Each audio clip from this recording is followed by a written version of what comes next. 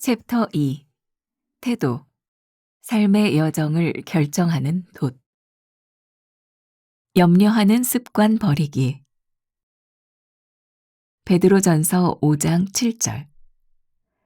너희 염려를 다 주께 맡기라. 이는 그가 너희를 돌보심이라. 거룩한 야망은 미래를 염려하지 않는 데서 시작됩니다. 우리는 내일의 문제를 미리 끌어와 오늘을 괴롭게 살곤 합니다. 그러나 거룩한 야망을 품으려면 미래를 막연히 걱정하며 불안해하기보다는 오늘 하루를 하나님의 뜻에 따라 충실하게 살아낼 전략을 세워야 합니다. 하나님의 생명으로 충만한 삶을 살겠다는 마음으로 오늘 주어진 사명에 집중하는 것이 가장 좋은 전략입니다. 믿는 사람은 나쁜 습관을 버려야 합니다. 거룩한 야망을 품은 사람은 염려하는 습관을 버리고 하나님을 의지하는 습관을 들여야 합니다. 염려는 우리로 하여금 불안하게 만들고 하나님의 뜻을 분별하지 못하게 방해합니다. 우리는 잘못된 습관부터 바꿔야 합니다. 하나님을 의지하는 습관이 몸에 배어야 하나님의 사람이라는 정체성을 비로소 갖게 될 것입니다. 용기 있는 사람은 하나님의 뜻을 발견합니다. 느헤미야는 고국의 비참한 상황을 보고 넉 달 동안 기도하며 하나님의 뜻을 구했습니다. 그의 기도는 제가 무엇을 하기 원하십니까? 라는 겸손한 질문으로 시작되었습니다. 하나님의 뜻을 알아야 올바른 전략이 나옵니다. 하나님의 마음에 합한 믿음의 전략을 세워 놀라운 비전을 이루어가기를 간절히 바랍니다. 오늘을 하나님의 뜻을 발견하는 기회로 삼고 있습니까? 염려하는 대신에 하나님의 인도하심을 구하는 습관이 있습니까? 나를 향한 하나님의 뜻을 알기 위해 시간을 내어 기도하고 있습니까? 오늘은 34번째 말씀입니다. 염려하는 습관 버리기. 오늘 말씀은 어제 말씀과 연관이 되어 있어요. 혹시 오늘 말씀을 놓친 분들이 있다면 어제 말씀을 이렇게 듣고 이어서 가면 더 좋을 것 같아요. 어제 말씀 말미에 우리들이 불렀던 찬양이 있습니다. 주님과 같이 내 마음 만지는 분은 없네. 오랜 세월 찾아 난 알았네. 내겐 주밖에 없네. 내겐 주밖에 없네. 주님밖에 없다는 것이 우리들의 삶에 명확해질 때 어제 말씀, 우리의 우선순위가 분명해지지 않겠는가. 이제 어제 말씀과 이어서 우리의 우선순위가 분명해지고 우선순위에 따라 살아가기 위해서 필요한 말씀이 오늘 말씀이에요. 제목이 염려하는 습관 버리기. 우리가 우선순위가 분명하다고 하면서 염려하고 있다면 아직 우선순위가 정해진 게 아니겠죠. 우선순위가 명확해지면 그 다음은 염려하지 않습니다. 왜? 우리가 해야 될 일이 분명하기 때문에 그래요. 염려하는 습관. 오스왈드 챔버스는 주님은 나의 최고봉에서 염려하는 습관, 염려도 습관, 그건 선택의 문제라고 이야기를 했어요. 나는 염려하기를 거절했다. 아주 멋진 표현을 썼죠. 염려하기를 거절했다. 왜냐하면 염려는 우리가 선택할 수 있는 것이기 때문에 그래요. 우선순위가 분명한 삶을 살아가기 위하여 염려하기를 거절하는 인생. 어제도 제가 잠깐 이야기를 했어요. 하나님의 나라와 하나님의 의를 위하여, 하나님의 뜻을 위하여 우리들이 하나님께 물을 때에 염려하지 않는다. 우리들에게 가장 큰 문제는 하나님께 묻지 않는다는 거죠. 제가 오늘 이야기를 하나 들려드립니다. 수학과 교수가 수업에 들어오자마자 분필을 들고 칠판에다가 숫자 3개를 적었습니다. 2, 4, 8. 여러분들도 같이 이렇게 상상하면서 따라오세요. 2, 4, 8. 그리고는 학생들을 돌아보며 물었습니다. 여러분들은 답이 무엇이라고 생각합니까? 한 학생이 손을 들고 말했습니다. 2, 4, 8 이것을 보고 이렇게 대답을 한 거죠. 셋을 더하면 14입니다. 교수가 고개를 저었습니다. 그러자 다른 학생이 말을 합니다. 그것은 수열인 것 같습니다. 만일 그렇다고 생각하면 다음에 오는 수는 16입니다. 2, 4, 8, 16. 배수로 가는 수열로 생각을 한 거죠. 교수는 고개를 젓습니다. 또 다른 학생이 말합니다. 그것은 64입니다. 곱하면 그렇게 되겠죠. 교수의 표정에 변화가 없습니다. 학생들은 가능한 답을 찾아보려고 열심히 머리를 굴렸습니다. 그러나 누구 하나 쉽게 답을 말하지 못했습니다. 결국 교수가 학생들을 돌아보면서 천천히 입을 열었습니다. 여러분은 답을 찾는 일에 골똘하느라 한 가지 중요한 질문을 빠뜨리고 말았습니다. 어째서 칠판에 적힌 숫자를 보며 문제가 무엇이냐고 나에게 묻는 사람이 한 명도 없습니까? 문제를 알지 못하니 답을 찾아낼 수 없지. 그런 것 같아요. 우리의 인생에는 알 수 없는 숫자처럼 우리들에게 펼쳐지는 문제들이 있습니다. 우리는 그 문제를 놓고 고민합니다. 저 문제가 뭐지? 우리 인생의 문제를 풀 수 있는 것은 하나님께 우리의 인생의 문제, 그 답이 무엇인지를 묻는 것이죠. 그때 우리는 염려하지 않을 인생이 시작이 됩니다. 그러나 우리들이 문제만 바라보고 있다면 우리는 늘 염려 가운데 살아갈 수밖에 없어요. 자, 이 말씀도 우리들에게 적용이 될 것 같아요. 오늘도 염려 가운데 내 인생의 문제를 어떻게 풀어가지? 라고 생각하는 사람이 있다면 그 문제를 하나님께 가지고 나와서 물어보아라. 하나님, 내 인생의 문제가 무엇입니까? 그때 우리들에게 주셨던 거룩한 야망, 그 사명이 미래를 염려하는 것이 아니라 하나님께서 이끄실 그 일을 위하여 우리들이 시작하게 되는 거죠. 오늘 우리가 읽은 본문 말씀이 베드로전서 5장 7절 말씀입니다. 잘 아는 말씀이죠. 너희 염려를 다 주께 맡기라. 이는 그가 너희를 돌보심이라. 염려를 주께 맡겨라. 왜? 그분은 우리를 잘 아시는 분. 그분이 이 모든 염려를 돌보실 것이기 때문입니다. 두 번째 문단에 이렇게 되어 있죠. 믿는 사람은 나쁜 습관을 버려야 합니다. 거룩한 야망을 품은 사람은 염려하는 습관을 버리고 하나님을 의지하는 습관을 들여야 합니다. 한번 곰곰이 우리들의 내면을 한번 들여다보세요. 우리는 어떤 염려하는 습관을 가지고 있는가? 일상적으로 우리들이 하고 있는 삶의 습관들 가운데 우린 염려를 혹시 달고 살아가는 것은 아닌가? 하나님이 우리를 거룩한 야망으로 우리를 하나님의 나라와 하나님의 뜻을 위하여 우리를 부르셨다면 우리들의 삶에 이런 거룩한 야망을 가진 사람처럼 살지 못하게 하는 나쁜 습관들을 우리들이 버려야겠죠. 하나님의 뜻을 분별하지 못하게 하는 습관들. 예를 들면 그런 거일 것 같아요. 제가 우리 청년들에게도 가끔 그런 이야기를 하는데 급한 것과 중요한 것 사이에 우리들이 무엇을 먼저 해야 될까? 이렇게 물으면 아주 자명합니다. 중요한 일을 먼저 해야죠. 근데 여러분들의 삶을 한번 가만히 돌이켜보세요. 우리는 중요한 일을 먼저 하고 있는가? 급한 일을 먼저 하고 있는가? 옛날에는 지금은 스마트폰으로 우리들이 비유를 해도 괜찮을 것 같아요. 옷을 입고 밖으로 나가려고 급한 약속이 있어서 나가야 되는 시간에 전화벨이 울려요. 그럼 많은 사람들이 나가다 말고 전화를 받습니다. 사실 전화는 어떤 내용인지 모르지만 당장 우리들이 벨을 울리는 그것이 우리들의 귀에 들리지만 사실 그렇게 중요하지 않을 전화일 때가 많이 있어요. 근데 그걸 뿌리치는 게 쉽지 않아요. 여러분들의 삶의 습관들을 한번 찾아보라는 거예요. 나에게 중요한 것과 급한 것, 이것을 구별할 수 있는 그런 지혜들이 있는가.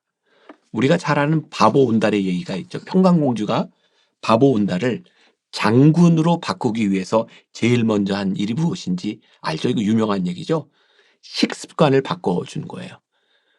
바보 온달이 바보처럼 밥을 먹는 것이 아니라 장군들이 먹는 폼으로 폼나게 제대로 밥 먹는 식습관을 바꿔주죠.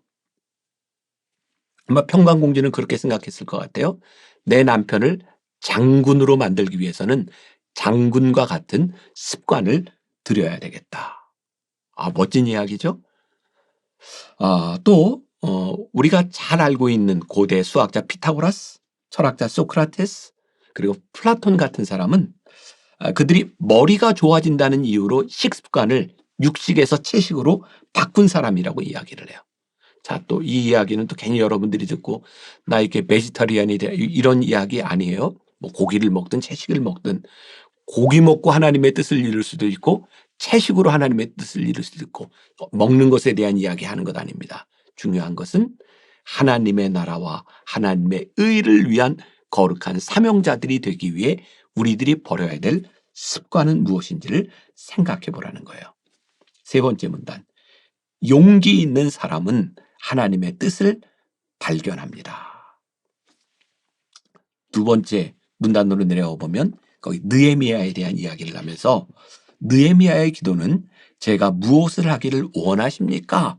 라는 하나님 앞에 겸손한 질문으로 그가 사명을 감당했다는 거예요. 야, 이게 참 깊은 이야기입니다. 하나님, 제가 무엇을 하기를 원하십니까? 라고 하는 이 질문이 굉장히 용기 있는 질문이에요. 이 질문이 쉽지 않습니다. 왜냐하면 우리는 우리들이 원하는 일을 하고 싶어요. 하나님 앞에 이 질문을 하는 순간 우리들은 우리들의 원함을 내려놓아야 될지 몰라요. 얼마나 큰 용기가 필요한 일이겠습니까? 오늘 여러분들의 인생에 이거 내려놓는다? 쉽지 않은 결단입니다. 그러나 용기 있는 사람만이 하나님의 뜻을 발견하게 된다는 것. 염려가 우리 안에 있으면 우리들의 삶은 마치 안개 속에 있는 것 같아요. 안개는 앞을 푸옇게 만들어줘서 보이지 않게 해요. 물방울 몇 개 되지 않는 이 물이 흩어져서 시야를 흐리게 하죠. 이 의심의 안개, 염려의 안개를 걷어내야, 염려의 습관을 걷어내야 우리들이 용기 있게 거룩한 사명자가 될 수 있다는 사실을 우리들이 기억하며 오늘 하루 담대히 시작하는 여러분들이 되었으면 좋겠습니다. 기도하겠습니다. 하나님, 우리들에게는 알게 모르게 염려하는 습관들이 찌들어 있습니다. 하나님의 뜻을 가리는 안개와 같은 것들이 우리의 인생에 많이 흩어져 있습니다.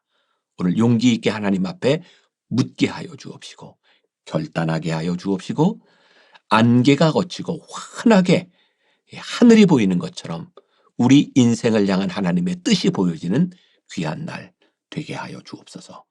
예수님의 이름으로 기도했습니다. 아멘. 메마른 영혼을 찾으시는 음성,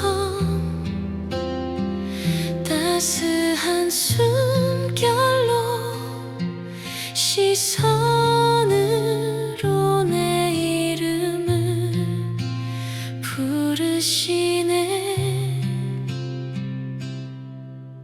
시린 세상 속에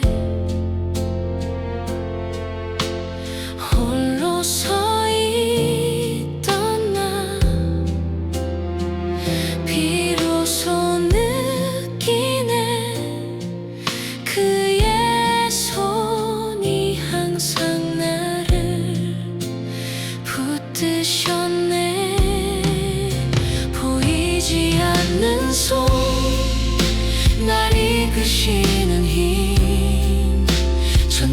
자의 능력 하나님의 손길 내 능력이 아닌 오직 하나님의 능력 그의 손으로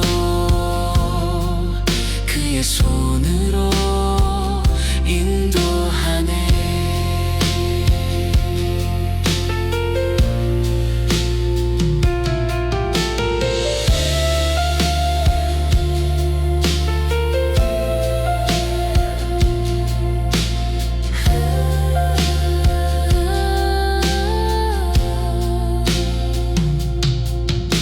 시린 세상 속에 홀로 서 있던 나 비로소 느끼네 그의 손이 항상 나를 붙드셨네. 보이지 않는 손 날 이끄시는 힘 전능자의 능력 하나님의 손길 내 능력이 아닌 오직 하나님의 능력 그의 손으로 보이지 않는 손 날 이끄시는 힘 전능자의 능력 하나님의 손길 내 능력이 아닌 오직 하나님의 능력 그의 손으로